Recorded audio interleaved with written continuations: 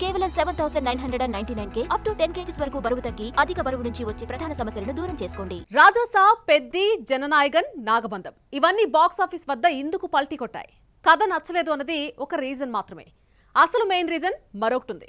100 కోట్లతో పూర్తి చేయాల్సిన సినిమాను 200 కోట్లతో ఎందుకు తీస్తున్నారు? ఏడాదిలోగా పూర్తి చేయాల్సిన చిత్రాన్ని 2-3 ఏళ్లు తీస్తూనే ఉంటారు. రెమ్యూనరేషన్ తగ్గించుకోవడం అంటే మన హీరోలకు నామోషి. హీరో క్రేజ్కు మించి ఖర్చు పెడితే దెబ్బ తినాల్సిందేనా? కాస్ట్ ఫెయిల్యూర్ లిస్ట్ చేరినటువంటి కొత్త సినిమాలేంటి? బడ్జెట్ పెరిగినా సినిమా హిట్ అయితే పెట్టుబడి వచ్చేస్తుంది. కానీ ప్రస్తుతం ఏ హై బడ్జెట్ మూవీ తీసుకున్నా ఫ్లాప్ టాక్ లేదంటే మిక్సిడ్ టాక్ మాత్రమే వస్తుంది. పెంచిన టికెట్ రేట్లతో కామన్ ఆడియన్స్ థియేటర్ వైపు చూడడమే మానేశాడు.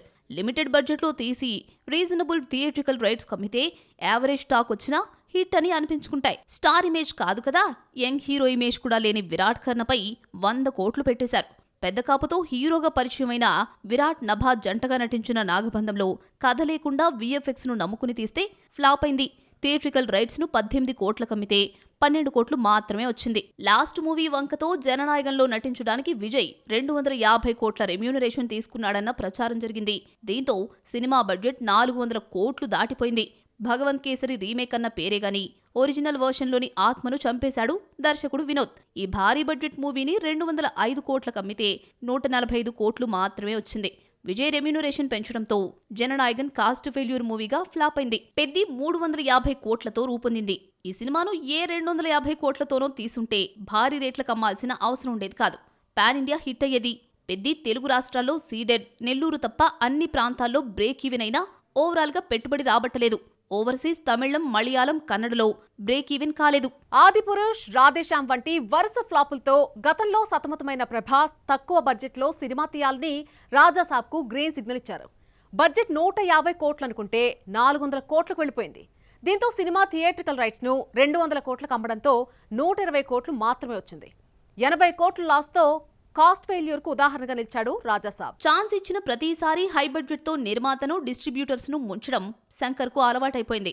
గేమ్ చేంజర్ ను 223 కోట్ల కమితే 109 కోట్లు కలెక్ట్ చేసింది. 114 కోట్లు నష్టాలు చూడాల్సి వచ్చింది. సినిమాను 3 ఏళ్లు కాకుండా ఏడాదిలోగా తీసి పాటల కోసం 75 కోట్లు ఖర్చు పెట్టకుండా ఉంటే ప్రాఫిటబుల్ మూవీ అయ్యేది. 6 నెలలు, ఏడాది పాటు తీయాల్సిన సినిమాను 2-3 ఏళ్లు తీస్తానంటే బడ్జెట్ పెరిగిపోతుంది. వడ్డీల రూపంలోనే కోట్లు కట్టాల్సిన పరిస్థితి. ఆచార్య సినిమా కోసం నిర్మాత 50 కోట్లు వడ్డీనే కట్టాడని చిరంజీవి పేర్కొన్నాడు. 4-5 ఏళ్లు సెట్స్ పై ఉండడం వీరమల్లకు మైనస్ అయింది. థియేట్రికల్ రైట్స్ ను 125 కోట్ల కమ్మితే 68 కోట్లు మాత్రమే వచ్చింది. సినిమాను తక్కువ టైంలో తక్కువ బడ్జెట్లో నిర్మించి 70-80 కోట్లకు అమ్మితే భారీ నష్టాలు వచ్చేవి కావు. భారీ బడ్జెట్ అనేది తంబిలను ఇబ్బందులు పెడుతుంది. 1 కాదు 2 కాదు, చాలా సినిమాలు కాలీవుడ్ బాక్సాఫీస్ వద్ద చేతులెత్తేశాయి. ఇలాంటి చిత్రాలు ఆడియన్స్ కు తలనొప్పిగా మారడంతో నిర్మాతలు కోలుకోలేని దెబ్బతిన్నారు. సూర్య కంగువపై 300 కోట్లకు పైగా పెట్టిన ఖర్చు వృధా అయిపోయింది. సినిమాను 178 కోట్ల కమ్మితే 100 కోట్లు మాత్రమే వచ్చింది. హెచ్చులు, ఆర్భాటాలకు పోయిన తమిళ ఇండస్ట్రీ కొన్నేళ్లుగా భారీ నష్టాలు చూసింది. పొన్నియిన్ సెల్వన్ హిట్ తర్వాత మణిరత్నం కమల్ హాసన్ తో తగ్ లైఫ్ తీశాడు. రెమ్యూనరేషన్ కోసం 150 కోట్లు పెడితే మేకింగ్ తో కలిపి బడ్జెట్ 250 కోట్లు దాటేసింది. థియేట్రికల్ రైట్స్ ను 105 కోట్ల కమ్మితే 48 కోట్లు మాత్రమే వచ్చింది. భారీ బడ్జెట్ సినిమాకు శాపంగా మారింది అని తెలిసినా ఎవ్వరూ తగ్గడం. బడ్జెట్లో సగం హీరో, హీరోయిన్లు, డైరెక్టర్ రెమ్యూనరేషన్ కే సరిపోతోంది. ముందుగా హీరో తన పారితోషికం తగ్గించుకుంటే గానీ బడ్జెట్ తగ్గదు. అది జరగనంత కాలం సినిమా ఇండస్ట్రీని బాగు చేయడం చాలా కష్టమేనా? చేయి దాటిపోతున్న బడ్జెట్ నిర్మాతలను భయపెడుతున్నాయి. ప్రస్తుతం సెట్స్ పై ఉన్న స్టార్స్ సినిమాలు కొన్ని 500 కోట్లు, మరికొన్ని 1000 కోట్లు దాటేశాయి. హీరోలకు ఉన్న క్రేజ్ ను మించి ఖర్చు పెట్టేశారు. వారణాసిని 1000 కోట్లతో పాన్ వరల్డ్ మూవీగా తీస్తున్నారు. రాకా కూడా 1000 కోట్లు దాటిపోయింది.